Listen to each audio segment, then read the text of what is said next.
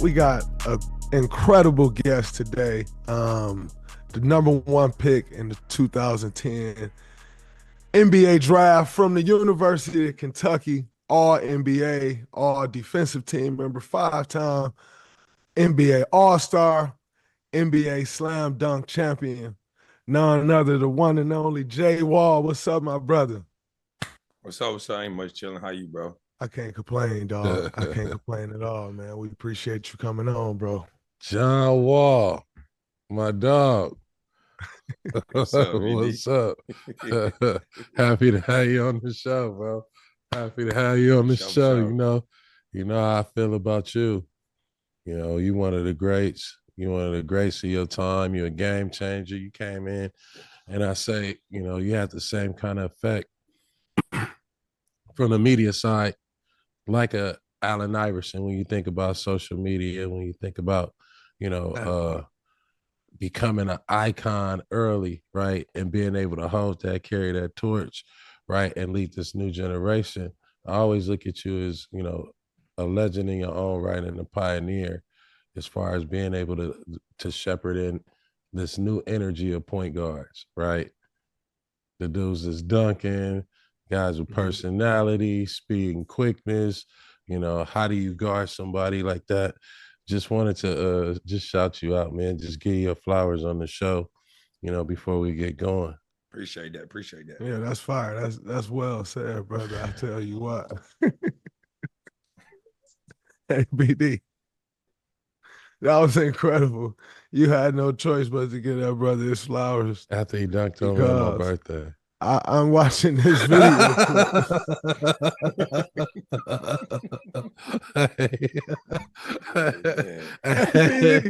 Hey, Dre, you know what? Hey, Dre, I'm telling you, it's going to be a moment. You're going to be like, okay, I'm on my way out. Damn.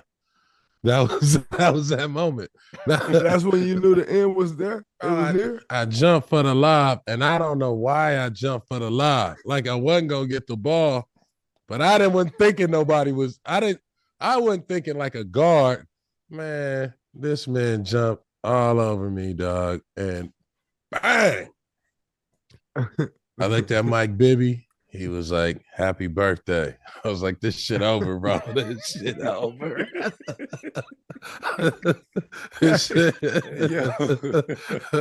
You thought that shit was funny, huh, bro? You thought that shit was funny. Oh man, so question. How much money did you proceed to steal after that? If you knew right in that moment it was over, how much money did you proceed to steal after that? I was done. That was it. The year I got hurt. Yeah, that's the year. That's the year. Hey, bro, I just came back, so I was like, damn, I'm feeling good. I'm getting some minutes. And after that dunk, I was like, okay, I ain't got too much long. It's over. And it was over at the end of that year in the playoffs. It's fucked up. Yeah, man. When you know, you know. Crazy. When you know, you know. Damn. You know. And Jay Wall, that's your rookie year. My rookie year. Nah, hell nah. Nah, second year. That's my second year. Yeah, that's the set. Yeah. That's my second year. Yeah. That's probably like your third year, bro. No, don't try to advance him along. Just no, it was his third, man. It had to be his third year. Because I remember, I think it was his rookie year or second year. Now, rookie, I had them zit techs on them hot tops, so I know it wasn't that. I ain't had them on that. Give me one second. No, but I played against. They may say the year on this clip. Give me 1 second. Yeah. The rookie. No, it was another person that was a rookie. So what year, how far apart? And then it's like a huge alley. Chris Singleton is a rookie on this clip. Yeah, it's like a huge. That's my second year, I think. Then Chris Singleton. Yeah, I think it's my second year. Because I remember when is Melo on the Knicks right now, right? I see Shump. Huh? I see Shump. I see. That's 2012. So that's my third year. I see Melo. Man, that's the year Melo came to DC. Yeah. And Melo had like 20 straight with like 4 minutes to go in the second quarter for half. And Chris like, don't send no help. I don't need no help. I say, hey, listen, we need to send double T. This ain't no fucking college. This ain't Florida State where you got boxes and elbows. And we just sat there and literally watched this man get abused in the mid post for 4 minutes straight, Dre. Who was the coach? He had 4 fouls going into the halftime. Was Flip still the coach? I think Flip Saunders was still the coach. If not, I think that's when Randy Whitman took over. That's old school NBA though, bro. If you that's what I'm saying. When I came in, they was like, listen, we told coach, listen, we ain't helping. If he gets 5 points to halftime, let him have 5. He said he don't need no help. We're gonna leave him on this island. Bro, that's old what you school don't NBA do. though. I'm telling you, man, we keep talking about what these guys don't go through now in the NBA. Yeah. And that's another one of those things, bro. Like, rookies don't get thrown in the fire and be like, yo, you go stop that guy. Like, if a rookie can't guard, they're going to try to hide the rookie. Like, it's crazy to them. Sure, you know what I'm saying? Or like, yo, they'll try to go zone. And as opposed to like Chris Singleton, a guy who actually was a good defender his years in the league, right here as a rookie getting cooked. Yeah, for sure. Right? And y'all just like, nope, that is what it is. That's old NBA, bro. It ain't like that no more. He asked for that. Yeah, then they run his zone. They showing on screens. Yeah. It's way different. But I do remember, I think I was in Golden State. It was your rookie year. And we was beating the crap out of y'all, man. And I don't know what you did, but you just kept getting the ball out of bounds. Remember that? You was going one on 5. Fast break. Yeah, I was just going hey, doing Jay, whatever I had to do. Nobody could stay in front of him. Coach called 3 timeouts. He was like, nobody can stop him. So we'll shoot, boom. Say we score, he'll get the ball, boom, right down the court. And he was trying to bring him back. I damn near dove in front of you, bro, just to try and slow you down.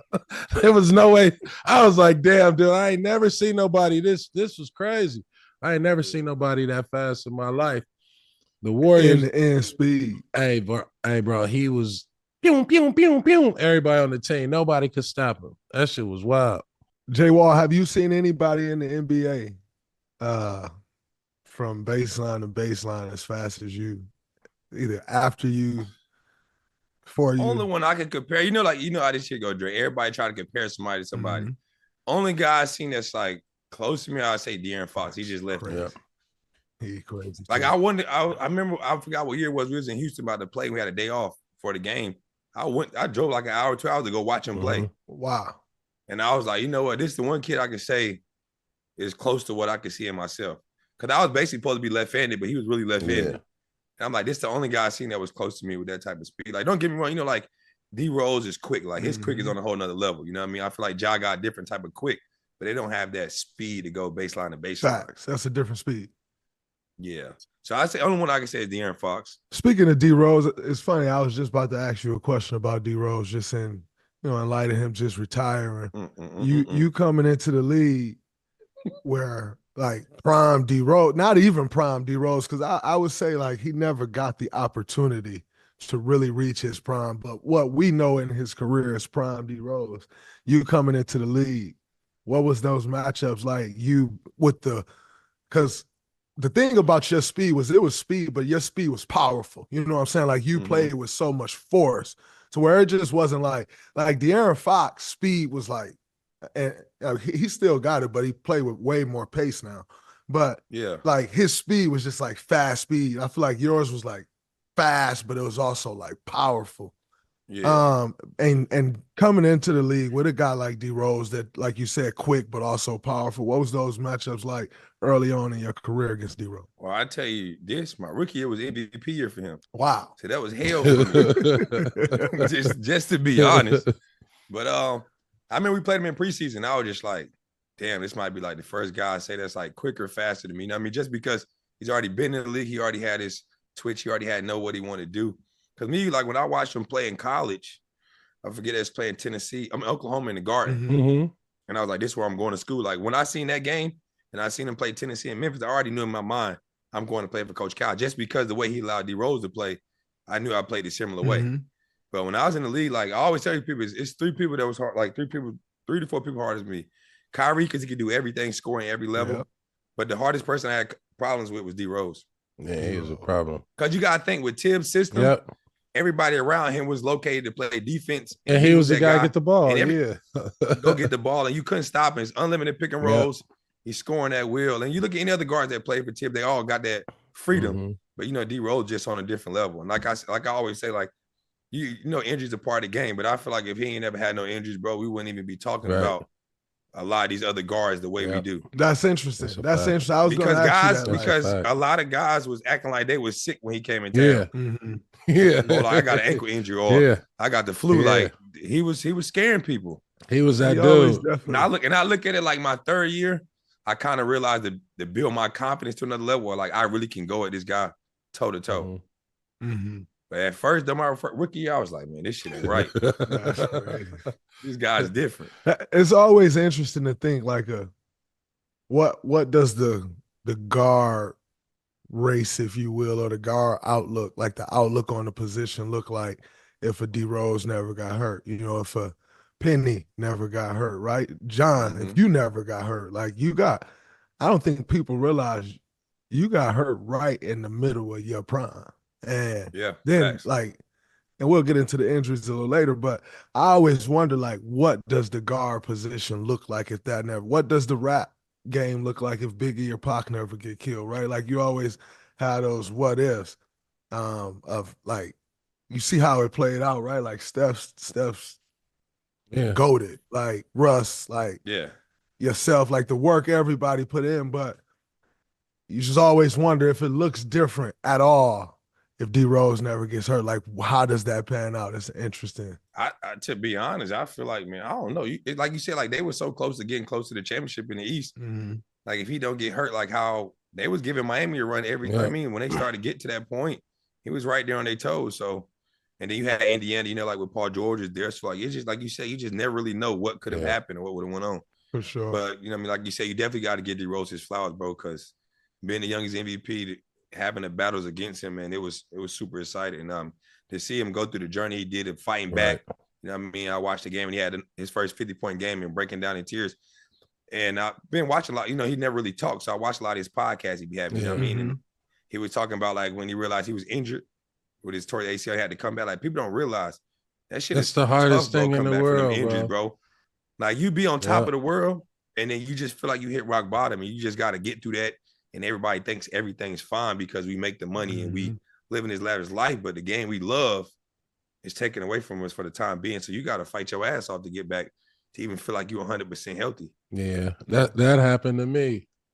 I watched you since college. But in college, right? And it's a lonely island, especially as a point guard, when you're an explosive point guard, because now you have to figure out a different way to jump, a different way to land.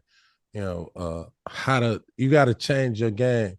And I was going to ask you that, as you came into the league, as fast, explosive, one man fast break, talk about, the steps of how you evolve, right? From a point guard perspective, from like year one, because you made the leap from year one to year three to being dominant, right?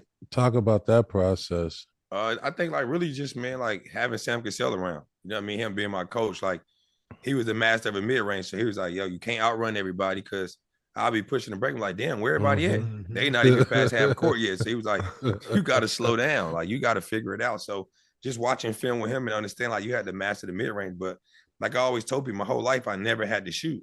Like I always got wherever I wanted. You know what I mean?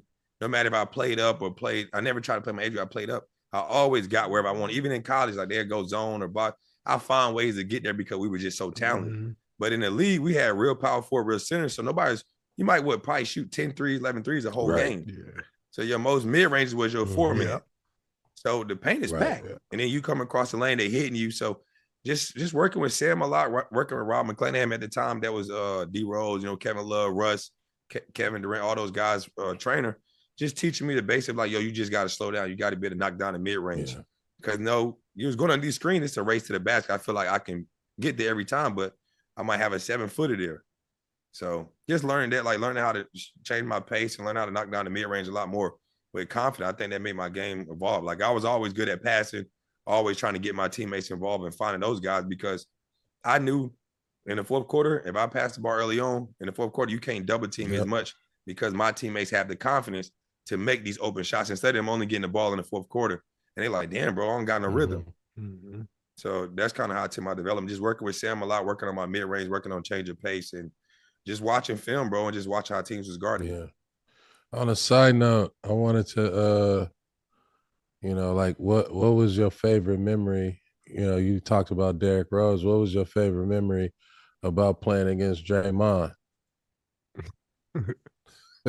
Beside his glasses. I know every time he played against Draymond, he was always going to be somewhere fucking helping. I was getting tired of Draymond. And then if he switched on me, he going to talk a little shit while he guarded me. But we had a funny brawl. Remember that brawl we had Draymond and go to sink? Man, listen, I got bullied by Brad. Brad bullied me. Brad wanted to be a bully that night. I got bullied.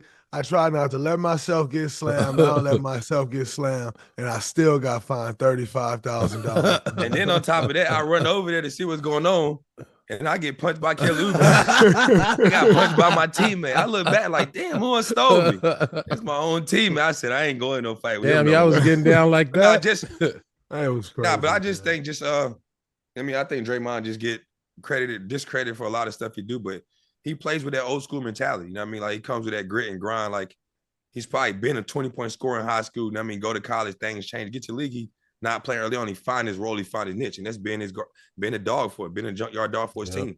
But on the other end, on the offense end, he's a point forward. Can run his offense, run his team. So I think every night going against Draymond, we couldn't really put our 5 men on him, which most teams try to do. Mm-hmm. Because if you try to pick and roll with Steph, he's good at passing, throwing lobs, and finding shooters. So you got to try to go small, but that shit don't work because he's still going to post up and find ways to do it. So I think just going against Draymond, we know what he was going to bring defensively, his intensity. And if you try to get him in foul trouble, that's the only way you can kind of beat the Warriors, because when he makes their whole show go. Yeah. Like, we know Steph is this great in that GOAT. We know what Klay was. But he was just a glue guy for me to when we played them, we had to key in on him because he makes their whole shit go. Yeah, I was gonna say, I know. Yeah, I always tell you that. I know what Draymond's favorite moment was playing against you. What's this? Do you remember when Draymond Green dunked on you? Hell no, I gotta see this. Show me the highlight. Ring in the clip. Show me the highlight. Oh, hey, ooh, no foul, no. Oh, look at that. At the end speed, we talking about John Wall speed. Did you just see where I started from? Okay, Dre, he took off. He took off. Dre Look got at sneaky bounce, man. Get your body. Yeah, Dre got me. Dre got some sneaky bounce, though. He'll dunk something. Thank you, Draymond, because he got me. I got see. Hey, y'all showing that? Y'all got to show BD. Oh man, show him that. Rim. Oh, that was crazy. I hung on the rim. Hey, that was nice. It was like, oh shit. It was like, oh shit. You gotta show him that, Charles. BD, you had no business jumping. I didn't think he was gonna jump. Man, I didn't know he was gonna jump. I don't know what the fuck I was thinking. You know what that's called? It was my birthday too, bro. That's called getting old. But I didn't think he was gonna jump. I just told Jordan, like, throw that lob. I'm in the garden. I needed some highlight. We getting spanked anyway. Man, I was gonna knock the ball. I thought I timed it. Oh, yeah. Mike Bibby over there. Mike Bibby over there crying, dude. That is hilarious, man. That's the only time I got dunked on like that. All right, Charles, that's enough, dog. Okay.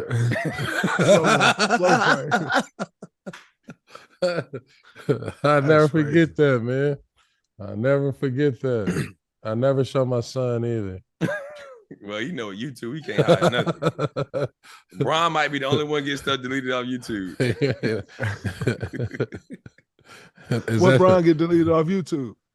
Jordan Crawford dunked on him when he was at Xavier. He went and burned. He tried to burn. Take that down. They gotta go. It gotta go. Cut.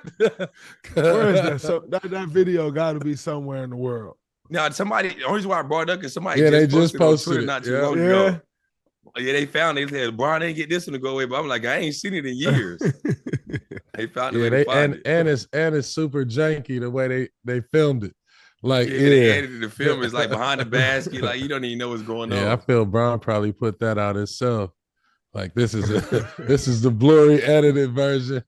Let me go on and drop this. Draymond, he know. That's his dog. Who's scoring big in the NBA this season? You are. All the new ways to get in on the action at DraftKings Sportsbook, an official sports betting partner of the NBA. Slams, dishing the ball, cleaning the glass, get behind your favorite players, prop bets you can make on DraftKings. It's fun. The home of NBA player props. If you're ready to place your first bet, make it really simple. Pick how many points your favorite player is going to score. Go to DraftKings Sportsbook. They have an app. Download it. Make your pick. If you're a first-timer, here's something special. New DraftKings customers, all you have to do is bet $5 to get 150 in bonus bets instantly. So take it to the rack with DraftKings Sportsbook. Every point counts. Download their app. Takes 90 seconds. Use the code Colin, COLIN, to get 150 bones in bonus bets. Betting just $5. Only on DraftKings. The crown is yours. We mentioned you as a slam dunk champion, and I'll be one of the judges this year for the slam dunk contest. Why do you think superstar players haven't recently wanted to participate in the dunk contest? I don't know. I think they should, though. You know what I mean? Like, I think, like, the older they did, like, I ain't really want to do it, but I told myself, if I make the All-Star game, I get in the dunk contest. You know what I mean? And it was different. Don't get me wrong. I'm going to take my win, but it was a different setup the year I did it. They want the regular way, but I never did that dunk before neither. But one time, like the day before I tried, and I was like, man, shit, I don't got nothing else to do. Either this going to win or we going to be losing. But I think all the stars should get into it. Like, I think that's what made All-Star Weekend fun, man. You know what I mean? You seeing all the greats that was going in the All-Star game to be in the dunk contest. That's what people want to see. You know what I mean? Like, you got so many, John Morant, you had LeBron, you got Zion, you got all these great stars that be in the All-Star game that they usually be in the dunk contest. And I think, I mean, you got to kind of try to get back to it, because a lot of the guys that get in it, they're in the league. We know who they are, but they're not like the name that everybody want to go see and be excited. I think probably, you know, me and Dre, we was there. I think the best one we had in a while was when Aaron Gordon and Zach LaVine went back to back. Like, that was the best one. That and was sick. You got to have those type of guys that's doing shit we ain't never seen if you ain't going to have the stars in it. But it's kind of like you run out of options. Like, what more tricks can we really come up with? Yeah, I was going to ask you, what would you do to get them to – what would you say? Like, what would you do to get them to compete?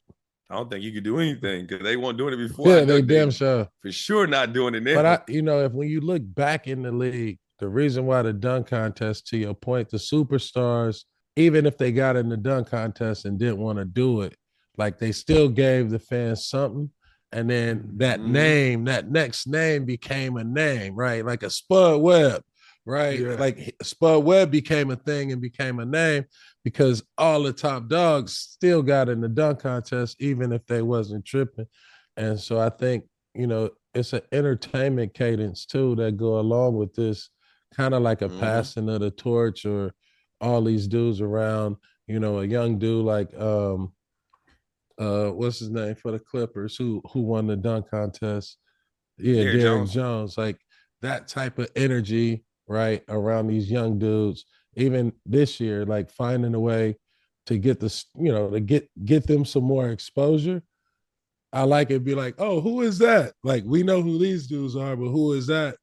And, that's the person who wind up winning and getting the name. That's how D Brown got on, right? Yeah. It wasn't because he was, killer, like, or just killing. He got on because, the dunk contest and got his name.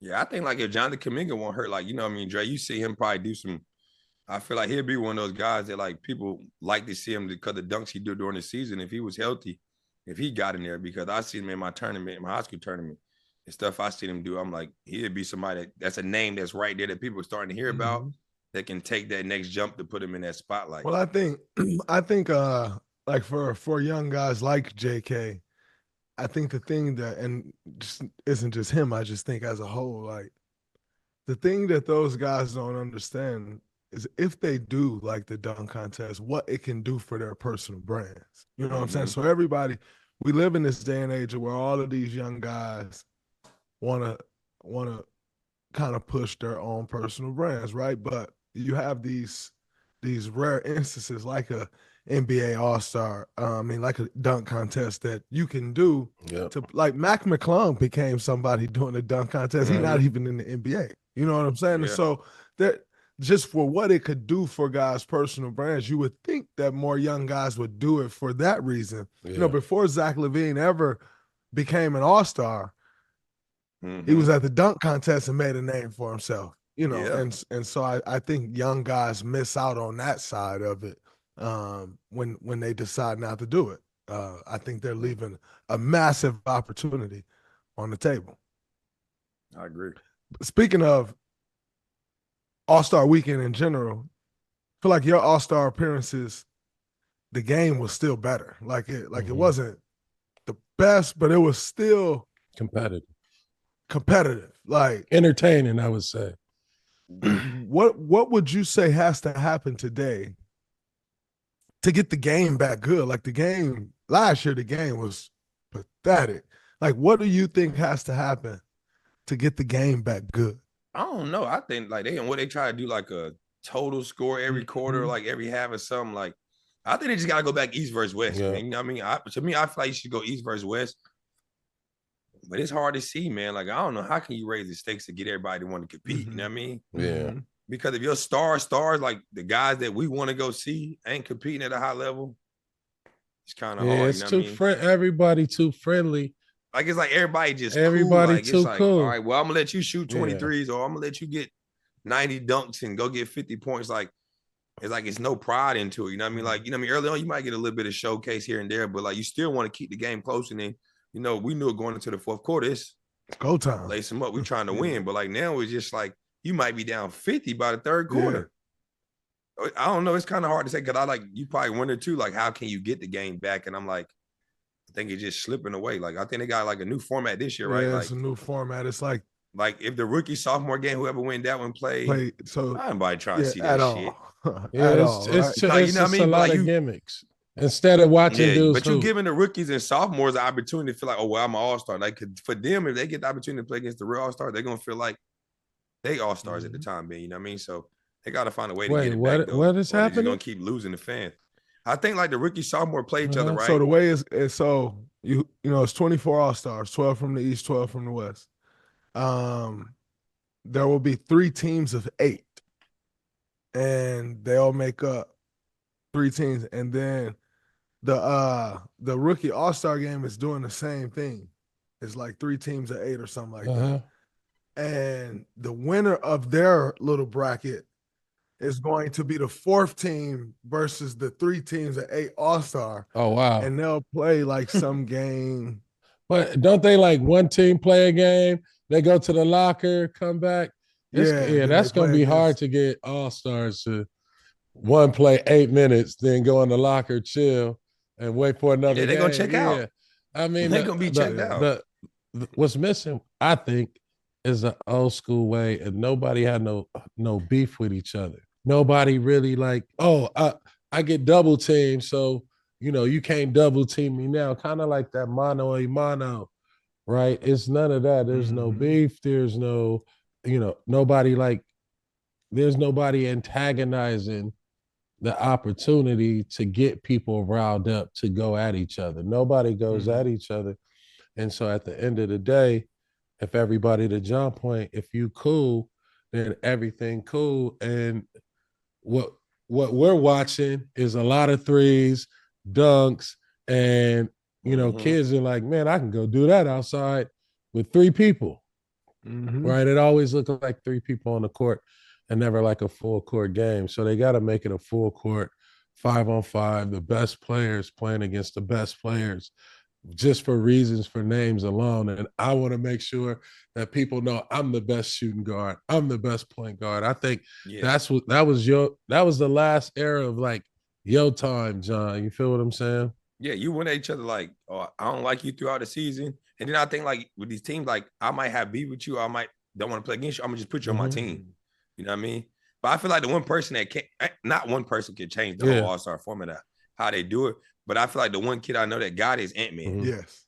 Like I feel like he gonna find somebody if he's starting, or I'm gonna find somebody I don't like and I'm going at him. You know what I mean? Like you need that type of competitiveness. Like, I mean, just what you need. I mean, I feel like if he go against KD or if he go against D-Book or he go against Donovan Mitchell or whoever the next 2 guard is, he's trying to let them know, like, I'm the best 2 guard in the league. And I feel like he can bring that to the All-Star game, but I don't feel like he's at the level now where everybody will follow along. Right. Yeah. You know what I mean? But I feel like he can get there at some point, but you hopefully assume so that the All-Star game don't kind of go away with people just like, you know what, I don't even care about it on the weekends. Yeah. Because we used to couldn't wait till Sunday and be like, man, I'm ready for this game. Now it's like Sunday, people want to leave. They don't even care about going to the game. And I think one of the things that the NBA has to realize is also like when the games were good and the games were competitive, you also have to remember, like BD, back in y'all time, the prep that y'all had to get ready for a game and the prep that guys have today are totally different. Yeah, way different. There's osteos, you got PTs, like you have a whole different type of prep now for games than back in the day. And so I think that's a huge part of it. Like, I think the NBA need to prioritize, for every one of these guys, who gets them ready for games during the season. Okay, I know that person's supposed to be on All-Star. I'm going to pay them $5,000 extra, $10,000 extra to be at All-Star weekend to prep Steph Curry, to be at All-Star weekend to prep, and to make sure every single guy has their prep. Now, with that being said, no other requirements. From All-Stars, there's no other requirements. If you do some personal some personal things that you want to do, then do that. But there's zero other requirements from All-Star. The only thing you are here at All-Star weekend to do is to be ready to compete in this game, get your body ready to play at a high level. And I think that's what the NBA needs to do. They need to because to John's point, by the time you get to the game Sunday night, you've done so much. You've had so many obligations that it's like, oh, now we got the game. Like, man, get me out of here. But as opposed to if you don't have anything on the weekend, like nothing, no requirements, you got this game in the NBA, but you can't make it so corporate though. So you got to pick what you want, right? Do you want a great game or do you want this corporate thing where, the All-Stars are here? And I think they need to make that decision because right now the game is suffering. And guys live like it's just different now. Like, Bills used to look forward. Pick and choose Bills one used to and, look and forward be to the game. just on that vibe. Yep. It used to be a thing you look forward to the game, right? You're going to get some dudes going to get the big dogs going to get their rest. The new guys going to be out trying to get their name up, but you knew you had to show up to practice, media day, and probably one or two appearances. That's it. But now you look at, the game is so global, the responsibility on these dudes, the attention on these dudes, that they kind of just want to not be seen and chill. Like All-Star weekend was like, it used to be rest, but you treated it like it was another game. Like, this is the game I'm playing with all the juggernauts. Like, let me show who I am. And I don't think people get, we not setting our guys up for that or setting them up to fight. That should be the best fight, the most entertaining fight. Moving on, we had you spoke about Sam Cassell and the impact, that he had on your game. We had him on the pod. He shared this story about you getting emotional after losing 25 games when it wasn't even December yet. Tell you a story.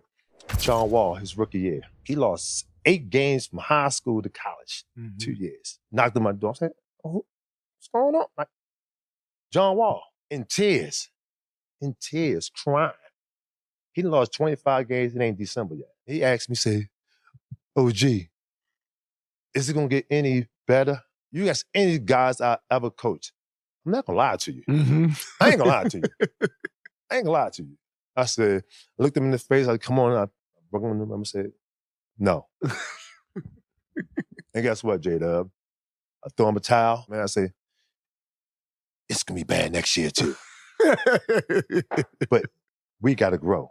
Absolutely. You got to keep working. Can you walk us through that moment during your rookie year? I ain't gonna lie, man. We went on the road. We probably lost like 24 straight road games.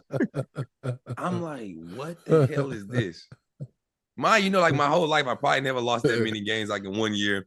I just left college, lost 3 games.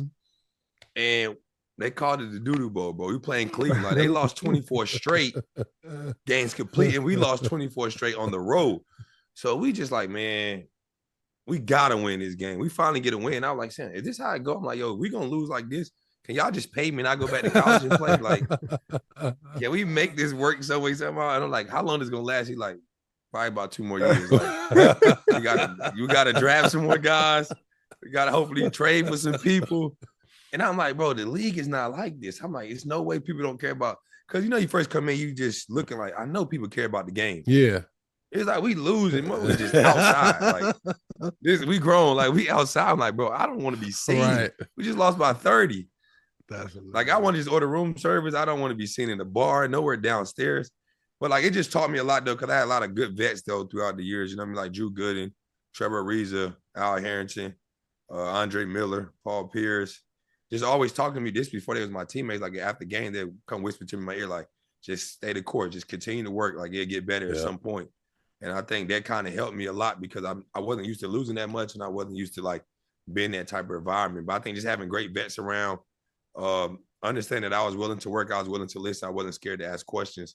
And it kind of helped me pay my way to figure it out throughout the league. Did you ever get used to the losing? Like, do you feel like at some point you ever like just like, you know what, it is what it, or did you ever not reach? No, I kind of knew going like, you go high pick, you're not gonna really go to a good team. I wouldn't know that. Like it was I appreciate that. I wouldn't know. Ain't my experience. So I was like, I know it's like going to a rebuild process, you know what I mean? So I'm just like, all right, you know what I mean? Gil was there, so they was getting ready to trade Gil, you know what I mean? Then I had like Andre Blatch, Nick Young, JaVale, and those guys was young because they didn't play as much when you had Caron Butler, Antoine Jameson, those guys there, Larry Hughes. So just learning from those guys and just trying to build like who we drafted. And I remember like 2-3 years in a row, we had like a top 7 pick, you know what I mean? We had number 6 pick. Then we had like 2 first-round picks, like back-to-back 2 years in a row. So I'm like, all right, hopefully we drafting the right guys to fit with our team. And I think that's the key to like all these GMs these days. Like a lot of GMs, they don't. I think a lot more players should be GMs. You know what I mean? Because we know the game very well. Just because you nice and I'm nice don't mean we mesh together. You know what I mean? You got to figure out, is they gonna balance it out right? So I think that's more thing we got to figure out with more GMs and things like that. But I think like down the road, it's about the work you put in as a player. Don't get used to the losing. So I never got used to it. I just like, okay, we got to find a way to get out of this. Like, what can I do to get better myself? I never try to blame the team. I'm like, well, John, can you come back better? And then hopefully my other teammates are coming back better. And then we finally figured out, like my 3rd, 4th year, figuring out getting over the hump. And looking back on it, do you think the GM that you had that was doing the drafting, do you think he ultimately did a good job? I think we missed out on some pieces. I think we missed out on a couple pieces. You know what I mean? Like, we could have drafted Klay. I mean, we took Jan Bestley that we thought he was the overseas Blake Griffin at the time. No, we did. That's when they drafted him. They thought he was overseas Blake Griffin. That was it. Because he had hops. For sure, because he was athletic. But I'm like, we need a 2 guard. This is before we drafted Brad. So I'm like, we need a 2 guard. You know what I mean? With me, I'm like, I need a 2 guard knockdown shooter. The way I get into the paint, find shooter, that would have been perfect for us. You know what I mean? I mean, we got Brad right for sure. You know what I mean? I think Otto Porter was the best situation at that time coming out, being a great 3-man for us and a slasher. We had guys, Trevor Booker, that was at that time for the 4-man. He was a hard worker, play hard, do all the dirty work. So those guys we drafted, you know what I mean? You try to hit on the right ones, but same time it's hit or miss. But I feel like we missed out on a couple of pieces that could have helped us. Because you imagine we draft Klay, next year you get Brad. All right, we cool then. I'm straight. I got a 2 and a 3 that's shooting the piss out the ball. I'm okay with that. Absolutely. You know what I mean? But it goes like that. But I also think so, like when we got to that point, you also got to try to make some trades. I think we did some great trades of getting Gortat, you know what I mean, to help me a lot of my pick and roll, having Nene. You know what I mean? Then we got Trevor Ariza to help us at the 3 position, going against Bron in the East. And those guys, so he was a great mentor for us just because he had a championship championship pedigree to know what's going on and things like that. So he kind of helped me mold and understand, like, okay, bro, you the best player out here every night. You got to think that. Like, you can't think nothing otherwise. No doubt. I think we all have a moment in our careers, like, where there's a matchup that you take personally. You just mentioned mine. Like, for years in my career, I'd say maybe my first 7 years, like until I really felt like, all right, I've done enough in this personal matchup and in my resume to where like all right, I feel like I'm good with that now. Like I've done that. Mm-hmm. And we all had that matchup of guys in our career. For me, it was Blake Griffin. Like when I came in, everybody like, yo, this the next young dude up, right? Like Blake was it. All NBAs. And he was in the West. And so for me, I'm like, all right, if I'm trying to become an all-star, that's the guy I need to go at and I need to take down. Who was that guy for both of y'all? I would say for me, mine was gonna be D Rose. You know what I mean? Then he got hurt. Yeah. Other than that, it would be Russ because Russ was on the West. But for me, I'd say Kyrie. I mean, he was on the East. Okay. You know what I mean? Every time we played Cleveland, I know that game was on TNT.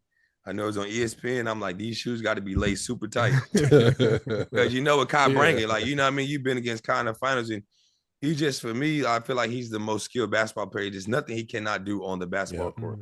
Catch and shoot off the dribble, post-ups, left-hand floater. So for me, I knew I had to lace these boots up. Like, forget what happened the night before. Forget going to dinner late. I'm in his bed getting some rest, and I'm going at it. So I feel like Kyrie would be my guy. Like, that's who I would say I always look forward for that matchup. Yeah, I say for me, it was always like Iverson or Kobe. Kobe, because that was the only time I got a chance for people to see me on TV at home when they it was different back then, bro. When no league pass, you know. They come to Charlotte. Kobe come to Charlotte. I had to put on a show, or Allen Iverson, because growing up, everybody wanted to be like AI, had that crossover like AI, and I knew if I need to put myself in a certain category. But in our era, it was like night after night. You had nightmares. Sam Cassell, you got nightmares. You better get some sleep. Nick Van Exel, you're gonna have nightmares. You better get some sleep. Tim Hardaway, like all these dudes was like, where I was when you dunked on me, John, right? And so it was like one by one trying to take them out. And I think as I got older, you look at like Chauncey Billups, Steve Nash, and Tony Parker, which a lot of people don't give a lot of credit to. Those were the dudes that, I wanted to take out or had a certain chip on my shoulder when I saw them. Yeah, I had to stretch my rookie year. I was like, the league set me up. I had D Rose, Rondo, and I go out west. I got Darren Williams, Utah, Russ, and Steve Nash. I said, this some bullshit. Steve Nash went down there like 10 for 10 for me against me. And like, it's nothing you do. He run around the basket. He don't stop his dribble. I'm like, bro, this dude is cold. Like, so I had I was just like, I had that. You know what I mean? I can't forget CP. I had CP at the time. You still had Tony Parker. You know what I mean? People forget about Goran Dragic. He was hooping at that time. Too. Like, I was like, the league is some guards in this shit. That's when every night at the point guard position was head. Oh, yeah, for sure. And then also I couldn't go guard no 3-man or a small 4-man that Mike can't shoot in the corner. You know what I mean? Like, I have to guard the point guard every night. Check your man. It was no ducking, no matchup. And I'm like, bro, I got to do this on the offense end and do this on the other end. So it was great. It was a time, like, I came in a great time where I had to play against a lot of great guards, and it kind of like molded me to put my competitors level to another level. Yeah, I was going to say that as a guard, you come in and you shaped by, like, your rookie year, you played against Rondo. He played way different than Steve Nash, who played different than Darren Williams, who played different than Chris Paul, who played different than Derrick Rose. And if you get caught up in trying to figure them out, right, then you'll never figure out who you are. And to make them, you got to make them scared of you. That's what happened my rookie year. Oh no, right? that's how I looked at it. I had to make people like, okay, like, and I try to make it to where it's not a matchup. You know what I mean? Like, I'm trying to go every possession back at them. Because if you like D Rose at that time, you try, he score, I gotta go score. You know what I mean? And then we can't forget, like, when Steph started to figure it out and doing him, I'm like, oh, this is BS. Like, I gotta run around 90 screens. Like, you know what I mean? Because he don't stop moving. So I feel like that's so when people say guarding Steph, I like, it's a whole nother level because y'all set so many screens. Like, he might have a shot, throw it, and they hold it. He going off 2 more screens. I'm like, fuck, I ain't guarding nobody like this. So I'm preparing myself for this one game of how he's going. You know what I mean? Like you said, it's always different ways you got to guard certain people, and it just make it difficult. Yeah, one of my favorite memories of your career was your game-winning shot against the Celtics in 2017. It was ironic What do you remember about the shot, and what was that play? Was the play designed for you? No, I was in the corner. It's this, Dre know the play because I know Dre watch film. It's the same play we run all the time. I decoy to the corner, the 4-man dive. Brad gets the pin down from Gortat. He's supposed to catch the ball at the top of the key. Yeah. Marcus Smart was on top of the play, so I just legally run out the corner and just give me the ball. Then they got a 5-second violation and stepped out of bounds. And I'm going against a great defender, which I don't understand how he never was all NBA first team. If I'm wrong, please correct me. But I don't think Avery Bradley ever made all NBA first team, which he should have. I might be wrong. Check that. But he was a hell of a defender. I played against him since my 11th grade year in high school. He played with Bill Gaddy on the Seattle AAU team. So I take one dribble and I'm like, bro, I can't get to the basket because I know they're not calling no foul. So I'm like, my only shot is to shoot the three. Like, we either win or go home. And, you know, the bitch went in and it was up after that. One time, 2016. One time. That year, fuck it, I'm wrong. He made it that 1 year, I was about to say. But I knew, trying to get by him with a short time on the clock, I was like, it ain't going to work. So I just pulled up and the rest was history. Iconic. But then IT almost hit a damn bank shot over Gortat. My heart was like, please don't. I need my game winner. This man, I need this. This my one. That maybe that helped me get my all-NBA right here. 13. Okay. And in that same vein with the Celtics, that series they came in all black, saying Game 6 was a funeral. I remember you mentioned in the post game. Was that a discussion for y'all going into that game? Talking about that? Because at that time, the fashion wasn't as in your face like it is now. Nah, for me, it's you know how you sit back in the locker room, they got the little TV on, they show the teams walking in. I'm like, damn, these niggas were all black. Mm-hmm. Yeah. It's a funeral. I was like, nah, hell no. Yeah, that used to be the thing. He just can't wear no, he can't wear no all black and tell me it's a funeral. So I kind of took it personal. So you know how you warming up for the game. I told the guys, yo, we can't lose. They treating it like we done with. They already put us in the cast. We over it. I'm like, we gotta figure a way out. So, luckily we came back and got the win, and then we lost in Game 7. But I feel like, ironic, that's probably one of the best series in a long time. Was going toe to toe. And we really had real beef throughout the regular season. We had real smokes out the regular season. So to get to them was very we needed that. I wanted that smoke. No, them the fun times, man. When you got a little chippiness back and forth with a team, and then you get matched up with that team in the playoffs. Yeah, we've had those times with the Memphis Grizzlies. We've had those times with Houston where it's this chippiness amongst you. Every game you got that same chippiness, and then you meet in the playoffs, and it's all right, here we go. I got you. And every game is different, bro. Every game gonna be different. You even you go down 2-0, you up 2-0, you man, shit, it ain't over. It don't matter. And that's how I felt when we played Atlanta. We got to play Atlanta earlier that series, and I was mad because 2015 when I had Paul Pierce, I fractured my hand. And I finished the whole game 1. I didn't know I had 5 fractures in my hand. So I go to the back, take a shower, my hand like a little white muffin hand. I'm like, yo, I can't wash my back. I'm like, shit, I'm out. I missed 3 games. So I numb my hand up and finally came back and play. And I'll never forget, I blocked Schroeder's shot Game 5, and Horford get the rebound and score a layup. And then they go up 3-2.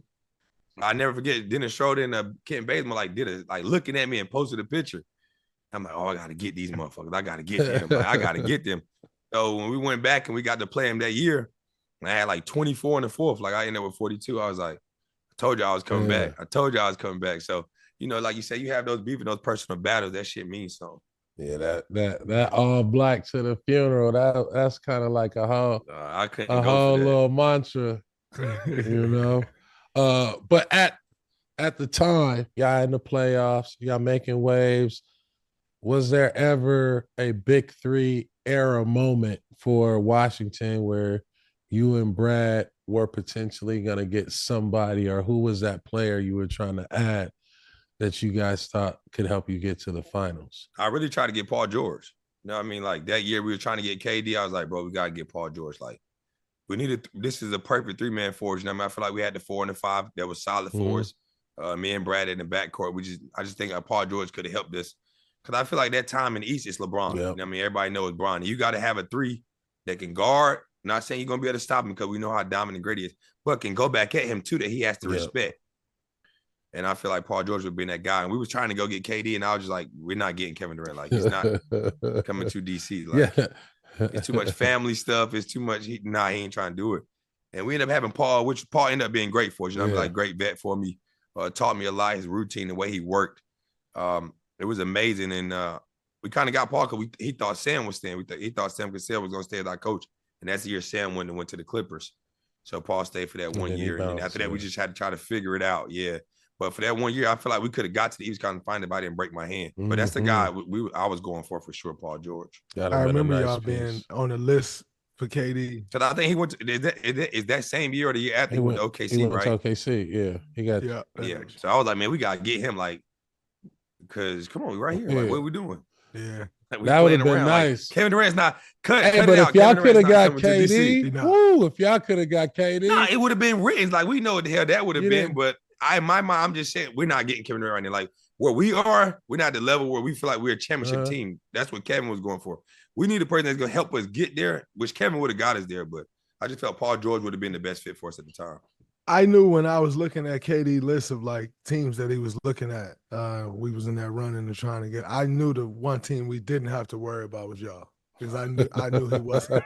I knew he wasn't going home. Yeah. Like, I'm like, there's no chance. Yeah, KD I going told back everybody home we're to not DC. going We're home. not going home. Yeah, you know. So I makes just knew sense. like just for that reason alone, like I knew I'm like, bro, not going to the crib. Like, so I knew that. I was telling this the whole time, like, well, we got to go get PG. Like, put all our focus on PG. Like, I mean, K ain't coming home, man. Yeah, that makes sense. And speaking of that big three, and just you and Brad, like playing together for 8 years, what's your thoughts kind of on what's happening with him in Phoenix right now? Where it's kind of like he's kind of like the almost in some instances it comes off as like scapegoatish, but I don't know they locker room, so I can't necessarily say that. But like he obviously not starting, you know, like so just kind of his whole situation and what he going through there. I think it's tough. I mean, because like I thought it was a tough move anyway going there early on. You know what I mean? 3 guys that can score the ball at a high level, and they all 3 need the basketball. You know what I mean? But we know K's the one guy of those 3 guys that you just say, you know what, just give me the ball in the mid post in the fourth quarter. I'm gonna do my thing. I'm very efficient. So I think it was kind of tough because he didn't know where his shots was coming. And then all of his shots turned into being just catch and shoot shots for real. You know what I mean? I think that kind of like wasn't his role. And kind of listened to K had a post-game interview, and he was like, I know he probably don't want to come off the bench, and he's still playing starting minutes like 35 minutes a night. But I think now he knows where his shots is coming from. Like he's able to get into his rhythm. He's able to have more scoring games.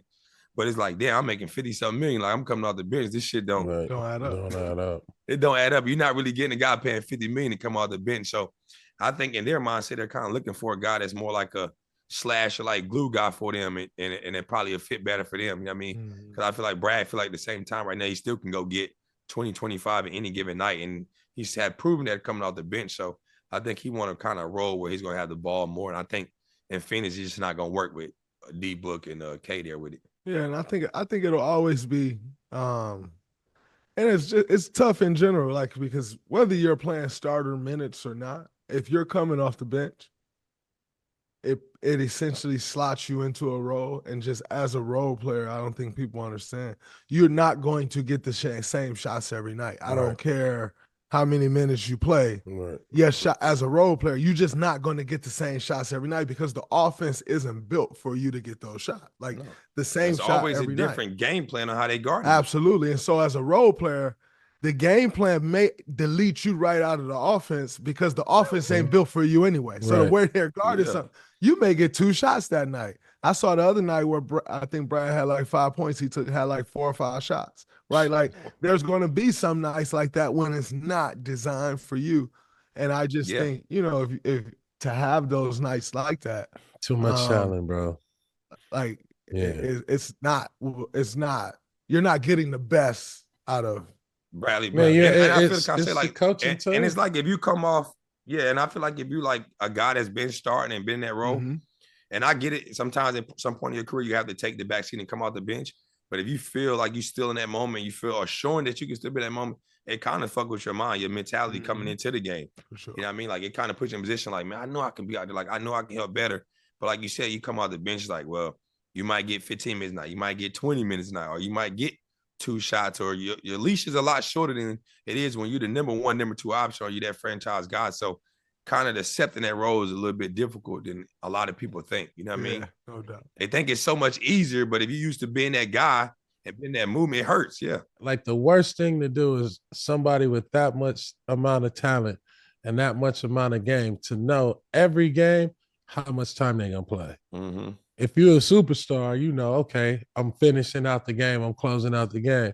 If you somebody like Brad and you looking like, oh man, I'm at 25, 30 minutes, I don't know how this is going. Once you got that mentality, it's frustrating.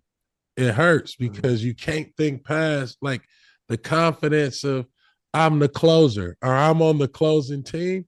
It's unpredictable. So you're ready, you unready, you getting shots, you not getting shots. So it really just play with your confidence and your psyche, and more so your mentality going to the game. Because if you know, like, all right, some dudes who come off the bench and play 20 minutes a game, they know they playing 20 minutes a game. That's their role. Somebody who is nice like Bradley Beal, that should be over capacity and can affect the game, that could potentially, hurt his psyche or just hurt his rhythm and hurt the opportunities for the team to have a better rhythm and knowing how to win. But that's ultimately a coaching thing. If you got 3 hired guns on your team and you're not putting them in position to all be in rhythm, then you got to start looking at, man, who's mixing and matching these lineups where these dudes can't all get their game off. You went to a Wizards game earlier this month. How was it for you going back there to receive the reception that you did in your return to a game? It was dope, man. Like I was in town because one of my close friends had a baby shower, and I was like, man, the game on Sunday, like I'll just stay and go to the game. You know what I mean? Like just to be back around that love. You know what I mean? See a lot of people from the facility that I haven't seen in a while. So it was dope, man. Like I appreciate the tribute. The fans still show me the love that I feel like I deserve. And it was dope to be back in that environment. I mean, you kind of get the chills. They're trying not to like break down because, you know what I mean? That was home for me. That was a place I never wanted to leave. I wanted to kind of play my whole career there until it got to a point where, the front office might be like, you know what? We just trying to completely rebuild and we feel like you should go somewhere else. You know what I mean? That's kind of the role I wanted to be, is play for one team, my whole organization. But I mean, it's a business. Shit happens. You move on from it. But I still got a lot of love for the city. That's my second home. The city still showed me love. And I always try to do as much as I can when I go back there and try to visit as much as possible. So to get that type of love still and know like how much I meant to the community outside of just basketball, that's what I really prided myself off of. You haven't officially retired, though, so they can't tell you yet when your jersey getting retired. No, that bitch better get retired. For sure. It gotta Absolutely. happen.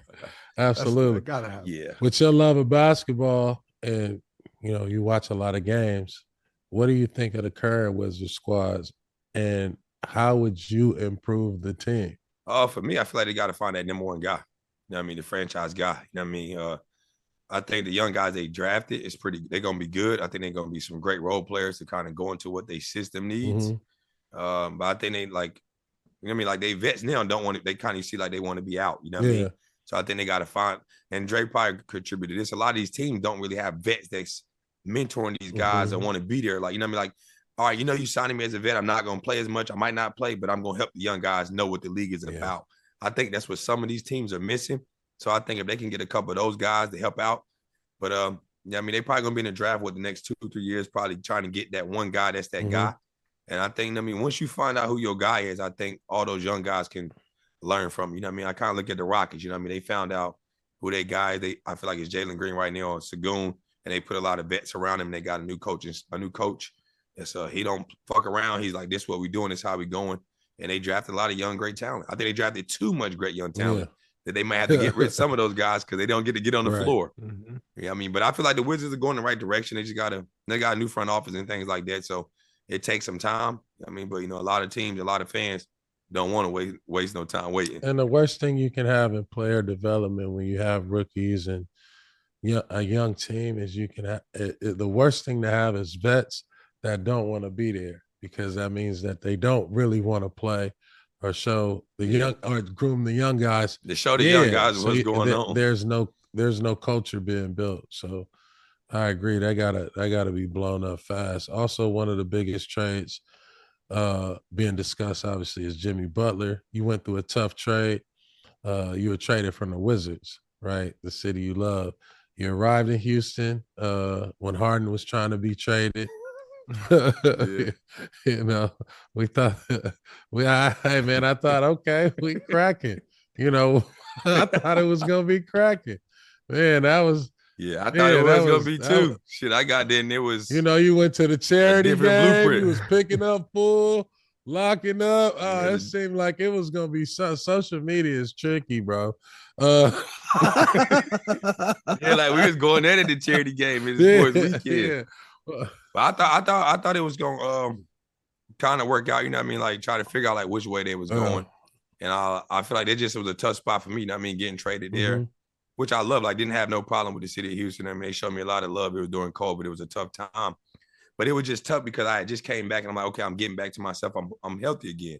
And I'm like, okay, I'm ready to hoop. Like I ain't trying to sit down. Yeah. I'm not trying to miss no time. I missed 2 years, you know Yeah. what I mean, from my Achilles injury and then dealing with COVID and all the other personal problems I went through. And then after the first year, they just wanted to go to a rebuild. So I kind of got stuck in a position where it's like, I want to be playing. Like I know I can still start and play at a high level for a team. And it's like, kind of like we were just saying, like, I don't want to come off the bench. You know what I mean? Like, because now if I do, this is going to be my trademark to Everybody else. every other team in the league is John Wall is a bench player.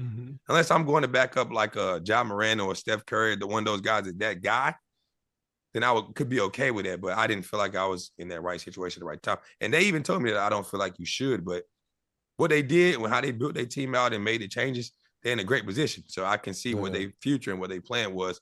It was just a bad spot for me. And then what was the atmosphere like, you know, having a teammate trying to be traded, you know, similar to what Miami going through with Jimmy like, Butler? To be honest, for me, it wasn't bad. Like James showed up to every day, he did his work. He was professional. He came, did his work. He didn't kind of act like he had any problems with us. Like whatever problems he had with the front office or whatever anybody else was doing was trading him, didn't affect our team. You know what I mean? He came in, he did his job, he did his work, and he got up out of there. So I can't say nothing bad about a guy that's still been professional, coming in, doing his work and going about his way. That's the way I would look at it. I mean, I feel like you just got to continue to do what you got to do, and eventually it happens the way you want to happen. Like, I know they probably like, damn, Jim, you just still missing planes. They like, that's crazy. They ain't messing with that. You know what I mean? That's crazy. And I had to explain to my homeboy because he was like, I've been on that though. I was on that. But he was like, don't y'all just get to fly private whenever y'all want? I'm like, no, bro. Like, unless you got a family matter or something going on, you supposed to be on the team.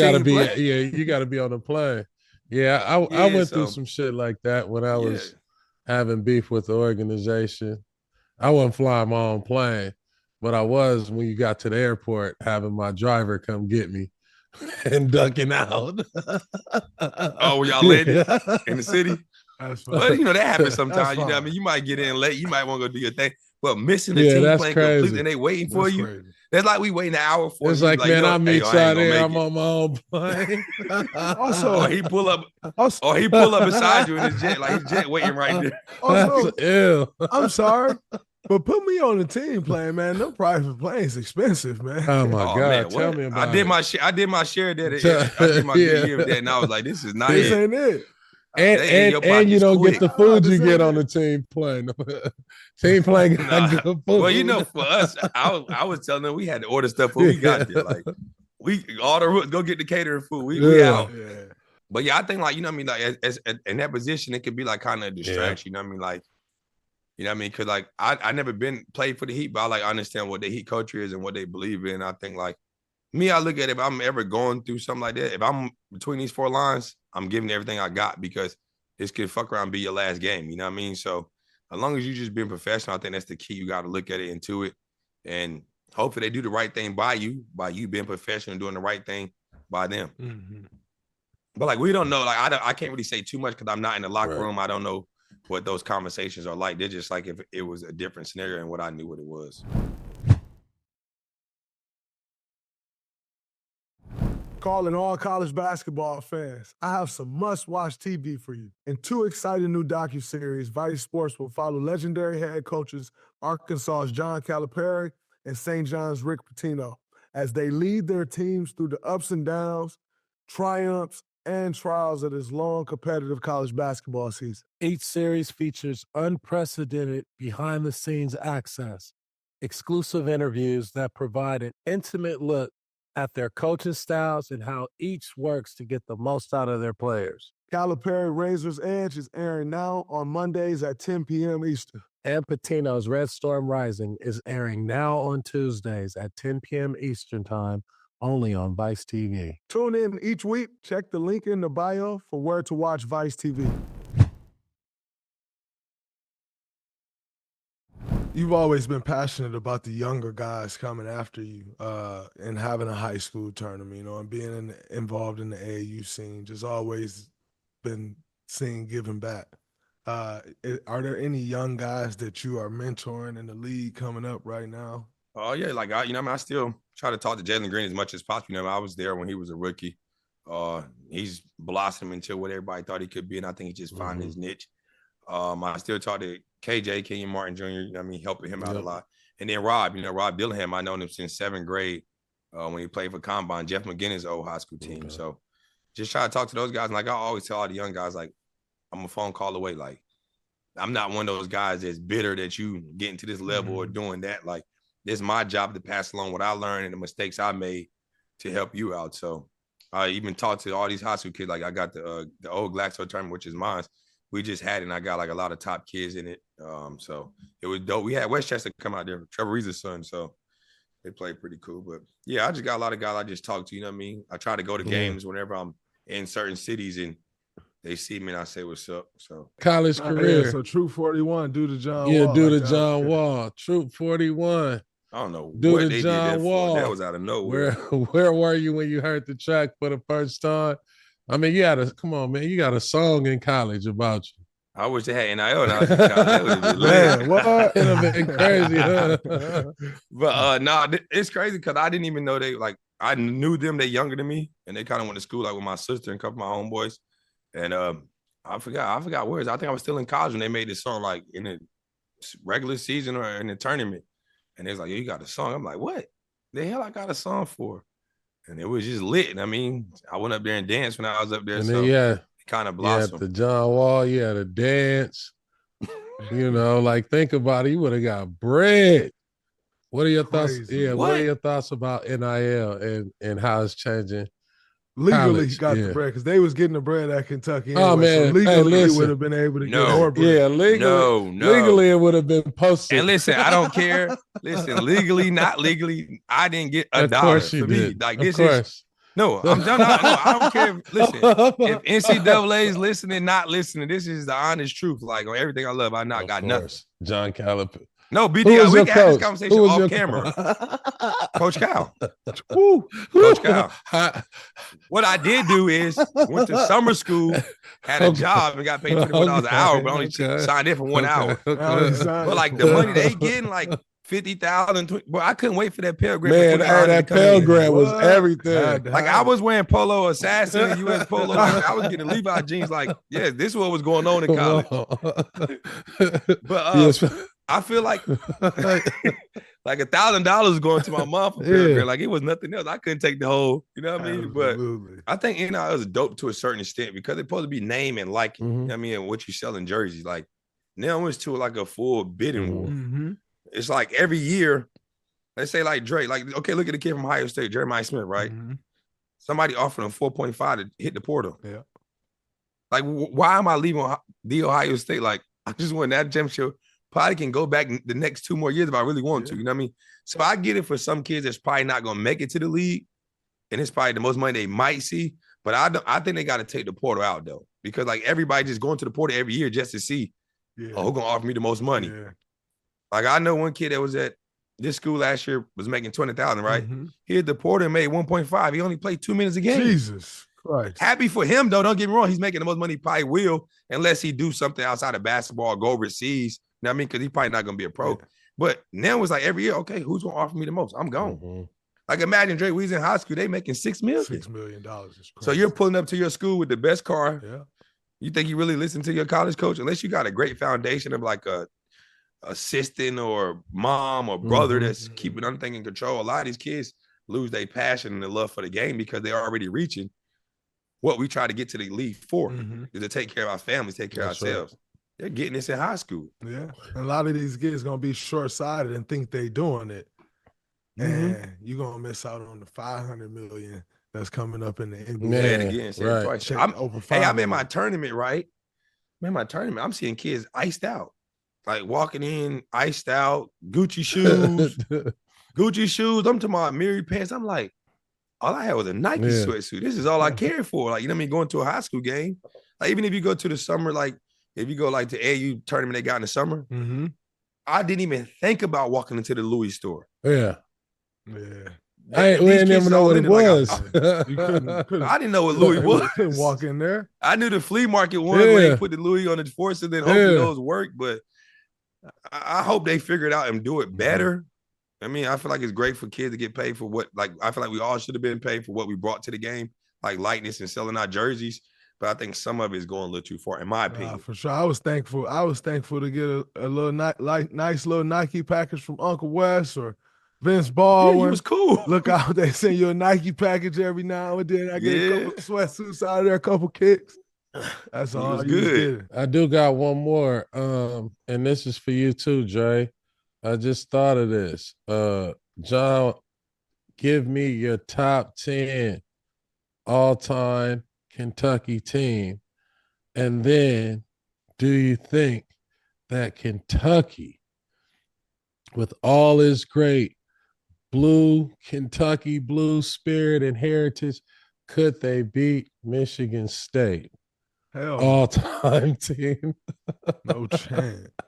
What? Jay, you don't even believe that. Are you crazy? Hell no. All time? No chance. All time? All time? No chance. Like you said in college, like playing in I'm college? saying- Must we do this? Yes. Yes, please. Yes. What? Are you crazy? Yes. Are you crazy? Uh, Come on. What? yeah, Who's your number one pick? who's the starting Number one five? pick. Who's the second five? And can that team beat Michigan State all-time team? I got DeMarcus at my 5. All right, so you taking DeMarcus number one pick. I'm going to take the Irvin Magic Man Johnson himself. Okay, I got AD at my 4. 80 at the 4. At the 4 for us, I am going to go. The all-time starting five. Oh, let's do this. AC Green. But you about to make me Did AC Green go to Michigan State? No chance. Hell No no. chance. I think at the 4, I'm going to go with myself, Of course. Okay. of course. At the 3, I'm going Jamal Mashburn. I'm going Jamal Mashburn. At the 3, I am going Steve Smith, Motor City Smitty. Oh, At the, shit. at It's the 2, getting real. At the 2, I'm going Tayshaun Prince. It's getting Tayshaun real. Prince at the 2. At the 2, I am going. It's getting real. Damn. Do I want Scott Skiles at the 1 or 2? Magic at the Well, 1. he got to match up with me So- if he at the 1. So Magic at the 1. So Scott Skiles. Oh, I'm at the 1. Scott Skiles. I'm at the And 1. then at center, you gotta go with that jumping dude, that Zebo. jumping Johnny Green. You know jumping Johnny Green. Jumping Johnny Green. You got Right now. you got Zebo too. Zebo, animal. But Zebo I give only y'all- played one. I give y'all 6 men Zebo too. for sure. 6 and Zebo 7 for men. It's sure. too much. I don't even know. I got too many people. I just put anybody there. I got too many people. Y'all gonna lose for sure. You're crazy And as hell. Izzo better coach than Cal, so we gonna outcoach y'all for sure. It's happening. That's cool. Y'all, you can out coach us, but We whatever. gonna outplay y'all. So we're gonna beat y'all. We're gonna be way We gonna be tougher. up and down that We're gonna court. be We up way down that court. tougher. Oh yeah, we Scott Skiles ain't tough as Scott shit. Skiles is I'm tough. not worried about Scott Scott. Skiles is tough. Scott I know I'm just Skiles. talking shit. I know Scott That was- Skiles. I'm just talking shit. I want to see what Jay about to say. Scott You see his whole Skiles. face expression? He like Scott Skiles. Hey, dude, the Jamal Mashburn, Tayshaun Prince, AD. Hey, listen, nobody Magic is Cousins. Magic. Come on, But I'm y'all. putting Tayshaun on That's- Magic. Yeah, I'm putting Tayshaun on Magic. Tayshaun gonna get body put in that post. I'm saying I gotta put him on him though. Body in the post. Tayshaun Who your gonna 5 catch man? hell. Because Boogie is bullying whoever your 5 man is. who out? Then AD, you not finished over AD, Draymond, in college. I would have Not. gave AD hell. Cal, we almost played AD and them, and we lost to Louisville. I know, but AD back there having batting practice with shit. AD was about to catch all type of hell. You was about to give him all type of elbows. What elbow, shot fake, get out of here, young dude. Oh, I would have gave AD all type of hell on that block. Hey, AD was smacking shit, pushing the break. Nah, for sure. Who your five, though? Your five got to match your Boog. Because Boog on the bully shit, too. I'm trying to think of that one. Y'all two should have matched that. Y'all would have got ejected first quarter. First 2 minutes of the game, Dre. Oh, yeah, it wouldn't be Draymond Green and DeMarcus Cousins are out. They out. That would have been bad. We would have got it to it. They out. Hey, Dre, y'all would have been like when Bud dropped the elbow on Swash Ride. We played Louisville. He was supposed to be ejected the first 2 minutes. We had 8 techs in the first minute of the game. That's crazy. I'm crying. Hey, this is a funny story, right? Tony Dell was on our staff, right? Uh-huh. It's his cousin or nephew was on the Louisville team starting. We could not get E-Blade to calm down. He told Tony Dell, I'm gonna whoop his ass. Which side you picking, his or mine? I'm like, bro, you can't tell the man to pick his cousin and nephew, bro. Like, what you supposed to do? I forgot E-Blade was there too. That was my rook. Yeah, that was a pit bull. That was a pit bull. Oh, that was my rook. I think I don't know. We Bud gonna have an advantage for sure. He'll have an advantage for sure. That's all we need. But we're gonna get him in foul trouble, all that. Like, it's ways around just his talent advantage against us. Like, I like that. I still think we win. It just won't be talent for talent there. Like, he gonna have that advantage for sure, 100%. No matter who I choose, he'll have an advantage at the 5. But everywhere else, what? Everywhere else, y'all what? gonna catch hell. Where? Don't act like Jamal Mashburn and Steve Smith ain't a great matchup. That's a great matchup, but Smitty and Smitty. But Smitty was a point guard in college. He was. That's true. So you got Magic and Smitty at the guard. But you figure that out. Like that's fine. Like, we'll be all right. You putting both of them on the court together. I have to say, Draymond. A lot of size. Draymond, I feel like John Wall really know Kentucky basketball history. I feel right now. Draymond, you kind of stuck. I'm not. I'm stuck on a 5 because I'm stuck on a lot of positions, bro. Because I forgot like Derrick Anderson. No, for sure. Like, I can go way deeper into the vault. Right? Yeah, that's what I'm saying. I got like 15 teams. I can go way deeper into the vault, but I've been stuck at a 5, man. I think like that's where. Yeah, like that's why I said we're gonna struggle at the 5 for sure. But everywhere else, I can go deep into the vault now. I built an AI called Kobe. Let me ask Kobe. You got Greg Kessler. Greg Kelser. Greg Kelser. Gregory Kelser. But that's what I'm saying. You Kelser got was like Paul Davis. Paul Davis, but that's what I can't be like. I'm a big Paul Davis fan. I can't be like Paul Davis against Andre Hudson. DeMarcus Cousins. Now, Paul Davis in real life would have Kevin Willis. Kevin Willis for sure, but Kevin Willis. Cuz would have no way. Cuz would have gave him some help. Yeah, but he wouldn't have bullied him. No, not bullied him, but he would have gave him hell. He wouldn't bully, no chance. Ain't nobody from Michigan State getting bullied. Adrian Payne, that's who I was thinking of. AP. Adrian Payne, he was too little, but he was a good college player. I like Adrian Payne. For sure, AP. No, that's what I'm saying. I could go in the vault. But if I was doing Michigan State, I would say Mateen Cleaves, of course, Magic Johnson. I can't start Mo Steve Cleaves Smith. over Magic. No, you start Magic played a 1, 2, 3, 4, 5. For sure. Steve Smith played a 1, 2, 3. For sure. Put Mateen Cleaves, Steve Smith, Magic. I picked Smitty. Smitty? Yeah, Steve Smith. Yeah. At the 3. Smitty. I picked Magic. Yep. I picked myself. Oh, you put Scott Skiles though. Yeah. I picked Scott Skiles. Scott Skiles is a good one too. You need a center though. I got Rondo. I got like he got more. He got Ron Mercer, Antoine Walker. He going in the ball. Okay. Oh, there we go. Okay. I was winning when you was gonna say them. Pete, okay. I go Cat. I go De'Aaron Fox. I go Bam. I go Malik Monk. Okay. Like, go foul on him, Dre. You know what I mean? You know what I'm saying? I go Maxi. Sam Vincent, I go Maxi. Vincent. Yeah, we keep going. Yeah, okay. It ain't sweet now. Yeah. No, I know what y'all got. I don't know. I'll put it into my AI algorithm and I'll see. I'll say What your AI algorithm yeah, says. who got the better team. We know UCLA is uncomparable, so we won't even go there. Y'all can't compete with us. Who can't? Not Kentucky. You crazy as hell. Come on, don't do that. Y'all got some shit. Lou Come on, we can compete with any school. Lou Alcindor. Lou Alcindor. That's all. That's all you need to know. Stop there. Yeah. Stop at Kareem. Yeah. Stop. Bill Walton. No, Kareem and Magic. Next. Like, come on now. We ain't going to do that. No, we going to do that. Lou Alcindor in college, bro. Lou Alcindor in college is a phenomenon. We're not going to even. So is Magic. Come on. No. We're not going to even discuss that. Don't do that. We're not going to even. Yeah, we brought D Book off. We brought a D Book off the bench on our team. Like that's how loaded he was. He wasn't good enough yet. It's cool. Listen, nah, he was cool. He just wasn't no starter yet. He wasn't no starter yet for sure. Hey, Book about to break the all-time leading scorer record in Phoenix history. So before he do it, I'm gonna just say it right here. Congrats to D Book. That's fire. Congrats. Another That's fire Kentucky for sure. dog. Hey, but BD, hold on. Magic and come on. 3 national championships. Magic won one and got out of there. He won sophomore year and got out of there. Hey, hold on, Dre. Who is he playing against? People, he beat Bird. He beat Larry Bird in the national championship. No, I know who Magic beat. I'm talking about Kareem. Yeah, Kareem was playing against BD. Yeah, that's what I said. I know who Magic beat. Come on. He started at center. Elvin Hayes. He was playing against. Come on, man. He was playing against all kind of. Yeah, one person on their team. Come on, dude.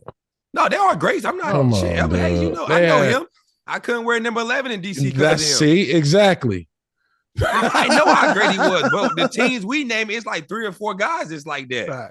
Come on, no. You name a team that got one guy. Who's gonna stop? Who's gonna stop? I couldn't wear number 11. Stop Kareem Abdul-Jabbar. I'm gonna put nobody's stopping him, but I'm putting AD on him, but nobody's stopping him. Kareem is a go, but I'm just saying you're not gonna act like I am gonna act like Magic. that. Y'all got Kareem. We can sit at that table. Like we can sit right in that conversation. You cannot at all. When in college, no, right there. Not. In college, are you what? Are you kidding me? Are you kidding me? Are you kidding? What? Are you kidding me? Magic could have did it again. It was just like, oh my God, Los Angeles. Put your glasses back on, bro. Put your glasses back on. Now who's the other? Man, Charles, what you writing in the chat, man? Charles, you. Yeah, we want to hear them other UCLA players. Bill Walton, Ed O'Bannon. Nope. Marcus Johnson. We only know. Nope. It's only cool because of the Marcus the Johnson. Case. Nope. He can't stand in this conversation. Man, they all won. So yeah, that's fine. They all won. So did Matt Ishbia. Oh my God. I'm saying Ish won the national championship too. I know, I know. But we talking so he should be in it. So Matt Ishbia should be in it. Steve Smith, Magic Johnson. Hey, like you not about to mention Ed O'Bannon. You better stop it. And your uncle rounding out the 5. I'm gonna take myself off the 5. I'm gonna put Draymond's God uncle in the 5, the creator of the Warriors run, Bob Myers.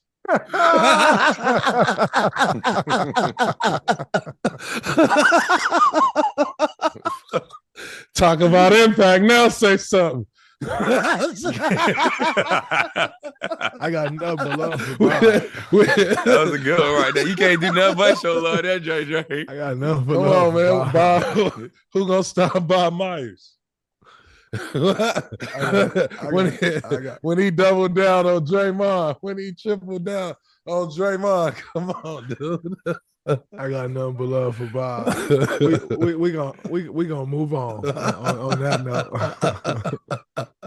Jay Wall, for you, what are you doing to continue to stay ready? Optimistic about returning to the NBA? Are you kind of moving on from that? Are you optimistic you still want to return? Kind of where you stand with that? I still got like a year. I think like a year or two I'm going to give it, you know what I mean? But I'm still working out every day, you know what I mean? But doing broadcasting, getting into that field, you know what I mean? Trying to do some games. I went to the G League Showcase, speak on that. I mean, I think that's something like I still want to be involved in basketball, you know what I mean? Like broadcasting, try to be a GM one day. But also, you know what I mean, just doing business stuff, networking, you know what I mean, investing in certain things. But most important thing I'm doing now is being a father, you know what I mean, being hands-on.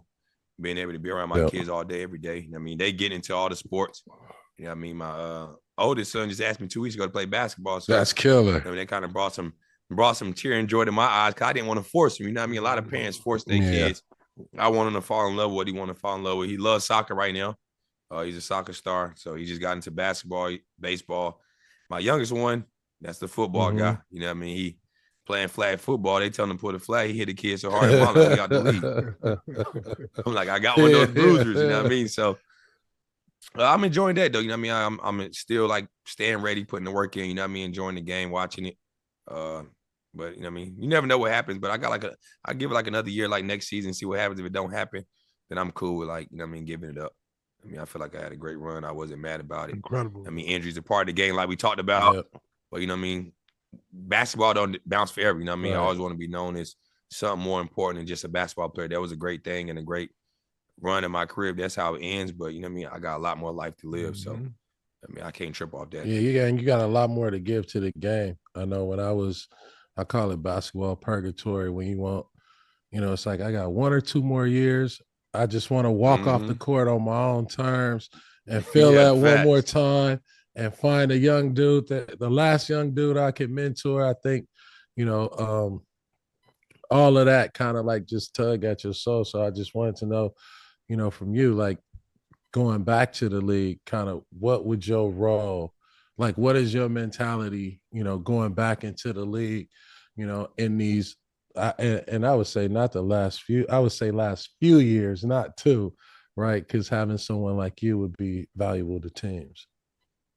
For me, like, just be real. Like, you know what I mean? I'm just always want to be an honest person. So for me, if I go to a team that need help and I feel like I can fill that void, cool. But if I go to a team where they're like, you know what, we just need you to be a great vet presence, I'm fine with that. You know what I mean? Because up front, they're being honest with me. You know what I mean? It's kind of like you don't ever want to be blindsided, you know, but it's all part of a business. But just let me know what it is when I sign up for it. And if I sign those papers, I know what it is. You know what I mean? And I feel like I can help a lot of young guys out. I think a lot of teams need a vet to mentor these young guys. And that's even showing them how to watch film, showing them how to work, showing them how to be a point guard. All those things I think I can help with. And I'm cool with every role I get opportunity to be in. Like you say, you just want to go out the way you want to go out and end on the cruise sailing. That's a fact. Do you see teams right now that you like, that team for sure, I could be a vet and help these guys out, to help culture, all of those things? Yeah, I see a few teams. I mean, you got DC, especially a team I've been there before. I feel like you got Charlotte that can help the young guys out, and LaMelo and Brandon Miller and those guys. I think Utah can use some vets to help those guys out. You know what I mean? But I think a lot of these teams are doing a better job of adding the vets that they know that they need nowadays. Because a lot of times, you know, they was booting the vets out, and I think because they was giving the vets kind of mixed signals, like we might want you to play a lot of minutes, we might not. I think if you just tell them, like, you know what I mean, like kind of like a Taj Gibson role, like he's doing, you know what I mean, and out there in Charlotte, you look like a Tristan Thompson role. He's helping those guys out in Cleveland. You know what I mean? Like if I get in, I get in. If I don't, I'm here to help the mentor and try to keep those guys on the right path. And I think our league needs to continue to have vets, even if it's me or not me down the road. I think all teams need vets to help these young guys, to keep them in that platform, to keep them to understand. And like you said, we kind of got to get that old culture back to them, to understanding it's not just sweet. Like these rookies get to walk in now and it's no rookie duties. It's cakewalk. It's handed to them. Like we all had to earn it. No matter if you was a top 5 pick, second round pick undrafted, we had to earn what we had. Atlanta and New York too. I would add those 2 teams. Atlanta and New York. New York, you might not be a vet just on the sideline. Tears might have you doing suicide. Those guys got like 4 guys in the top 5. But that's what I'm saying. Like you know, New York, they gonna phase out, or they gonna tire out. Yeah, they gonna burn out. They gonna burn out. Jalen Brunson being a small guard that score a lot, I just see you being, you know, you could be a key component defensively, you know, and to help stabilize, especially in the playoffs. Right, because you are born, you know, veterans are born for the playoffs, and I think that's where, you know, you really start seeing the true value of an experienced guard or experienced vet. Because when you put them in the playoffs, they've been there, they know how valuable possessions are. So, you know, I say the Knicks and them had one S-Dot. Absolutely, y'all had S-Dot. I had S-Dot for like a year in DC. Man, he was special. And that's another guy we forgot, like didn't have an injury. Yeah, crazy. Yeah, It'd have been That was a crazy. bad boy. that's a fact. But he mastered that mid range, though. I don't give a damn what He nobody could not block it. Yeah. You try to No. block it, you fouling him every You time. gonna foul him every time. Like, go and give him 2 free Yeah. throws. He all right. Forget about deadliest mid range in the game. Crazy. Before we get out of here, always love a good list. Who's your top 5 number 1 picks? Since when? Since go back to 2000. 2000. 2000. That's I can my name era. 2 decades. That's I my can name era. every number 1 2010. pick from 2000 to now. And the number 1 pick you should be. He looking at his computer right now, John. I'm telling you. Don't let him fool you. I'm looking at the He got the Wikipedia on full blast. He got the big screen behind him. Like, 2010. I go 2010 to now. 2010. I go me, Kai, AD, Anthony Edwards, and Wemby. Wemby. I really wanted to put Paolo up there, but I go Wemby, Ant-Man. I got to put Ant-Man up there, though. For sure. Not Ben Simmons or DeAndre Ayton. But if you take me off, if I take myself off, I put Paolo in there. You know what I mean? But are you taking Kyrie yourself off? Huh? But are you taking yourself off? No, absolutely not. not. So you got No, I'm not. Me, Kyrie, I'm the 1. Kyrie the 2. Ant my 3. AD is my 4, and let Wemby play the 5. it's a great top 5. No Zion, That's a good no one. Aiden. No Zion, no Ben Simmons. Don't start your shenanigans. Karl Anthony Towns. See, Cat is up there, but like I just like AD. Yeah, You know what I mean? You got AD, and then the shit Wemby doing is Markel Fultz. You got Markel Fultz. I think he would have been special if he didn't have that Yeah. shoulder. Anthony Bennett. Anthony Bennett. Hey, he might be close to Man, he could have been a Draymond Green type of, man, did he start his career where he missed like his first 20-some shots? Yeah. Oh yeah, First that'll 3 hurt. games he didn't score. That set you back. No, I think that's what kills That's him. gonna though. I set think, you like, back. missing your first 3 games, you don't score at all. Like you couldn't get a free throw. I think that kind of killed his confidence. Yeah, there. no, that'll set you back, especially as a number 1 pick. What? You supposed to score man. at least 10 on the first game. Yeah, Bro. it's tough. Like you might have a bad game. Like my first game, we played Dwight. I'm like, shit, I can't shoot no layups. So this was Dwight was Yeah. Dwight. I was like, damn. I remember I spit on the court. He blocked the shot. I said, fuck. Bro, that's probably 3. That's probably shoot some 3 jump shots games today. your rookie year that you showed up like, oh, that's the number 1 pick. You got a donut. God damn. Hey, dude, you out here showing up serving donuts. Ouch. That's gotta kill. You know what? But then you know they saying this nigga ain't Right. ain't no number 1 pick. Like he ass. You know that started fucking with your mind and then. It's like, am I? Ooh. Like I ain't scored shit. Am I ass? I ain't scored. I ain't scored. I think if he wasn't the number 1 pick, he would have been had all a right. possible chance to have a decent career. But like who went 2 that year? Shit, Hashim Thabit. Nah, hell no. The beat was in the league way before I think then. Victor Oladipo, is that Vic? Did he go 3 or 4? Did Vic go 2 that year? Let's see. To the Magic? Yeah, I think Vic, maybe. Is that Wade's draft? Yeah, 4. That is. He was 4. Wade is 4. So Otto was 3 Yeah. Yeah. and Vic was 2. Yeah. Yeah. Man, damn. I don't think they knew what to do. It was tough. You know how you look at it like, who's supposed to be 1 out of these 5? Like, hey, you know what I mean, I think I would have Alex I took Lynn. Vic. Alex Lynn. You had Anthony Alex Lynn was Bennett, 5. Victor Oladipo, Otto Porter, Cody Zeller, Alex Lynn, Nerlens Noel.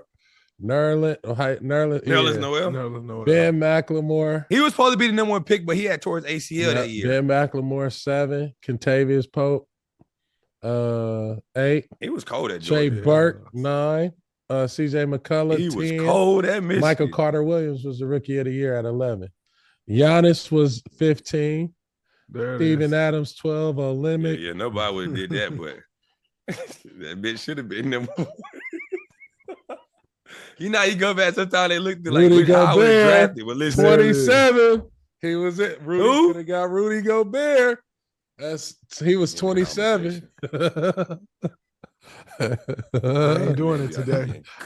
He be getting Hey, cooked. dude. Keep my mouth closed today. He be out there getting barbecued. John Wall said it. It's ain't unanimous. I'm just saying that, like, listen, this is my point out there. Like I say, then we could go wherever y'all want to go. You defensive player here, bro. You got to be able to guard people. You can't just get put on the bench in fourth quarter. It's hard out here. If I gotta take you out because you're getting cooked, How are you the you got my defensive player of the year? That's all I have this conversation with my friends all the time. Like, bro, no. That don't make no sense at all. No brainer. Oh, Yeah, it's man. tough. You mentioned a little bit that you went back to the G League Winter Showcase, started doing some analyst work. Talk about that. How is that feeling for you? What you like about that? It was dope, man. It was something new. You know what I mean? Try to branch out and try something else. But I see Dre do it. You know what I mean? I see Jamal Crawford, one of my good friends in the league, doing it. And I just get to talk about the game of basketball. You know what I mean? Something that I love to do. And everybody always say you always talking about it 24/7. Like when I'm watching the games, I'm always acting like I'm coaching or playing still. So just to be in that environment where I get to talk about the game and be around the game I love, I'm willing to try to do and possibly anything except for coaching. I just can't do no coaching. These young guys be making you want to get over here. With their man purse. Nah, Dre, Dre, you coaching? They nah. show up to the you got somebody in the full Nelson over there. You gonna be like Charles Oakley in the corner, like get your ass over here. I can't. You owe me that $10 for lunch. I can't do a dude walking in the gym with a man purse, not working hard. I'll be fired. Come on, BD, you can't do that today. And I go in there, have one of the ball boys cut all your fucking Louis Vuitton luggage. Cut his purse up. I bet you we get a reaction. Oh, yeah, for sure you get a reaction. Steal his purse. Oh, my purse. My purse. Jay Wall, we appreciate you coming on the show, brother. Yes, good sir. luck. Whenever you do decide that you're done with it, congratulations on your jersey retirement, bro, because it's happening for sure.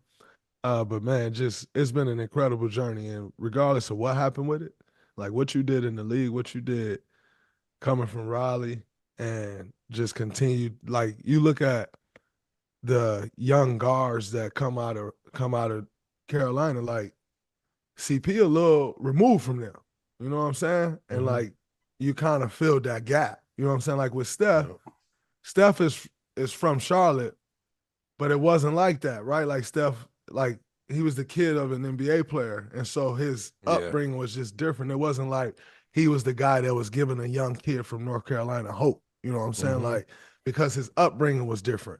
And you were that guy who was like giving these young guys hope. And now you look at the Rob Dillinghams, you look at the Aiden Holloways, and all these young guys coming out of Carolina, like that come off the heels of what you did and what you brought, and the swag that Rob Dillingham walk around with, like that come off the heels of what you brought to the game, and we honor that, bro. Like a lot of people try to make it, try not to respect what's been done, brother. Your career, stellar, lived up to the hype, a #1 pick, and live up to it. We just talked about it. How many guys don't live up to it, bro? So I just want to tip my hat to you, bro, and thank you. We thank you for coming on the show. Appreciate that. Thanks for having me, for sure. I want to just echo that. Like your character, man, just keep walking in your light, keep basketball around you. You are basketball, and like everything you gave to the game and given to the game, is more to come. And, who you are as a person and your game, you like the pride of every kid growing up that was a have-not, or a kid that want to have. And so your story, and every day you walk, just know that you're giving that to people, and your character is what's going to continue to make you blossom for your second best act, in basketball. Appreciate that for sure. Yeah, absolutely. That's a wrap from this episode of the Draymond Green Show with my dog BD, special guest Jay Wall. We appreciate you, brother. Peace.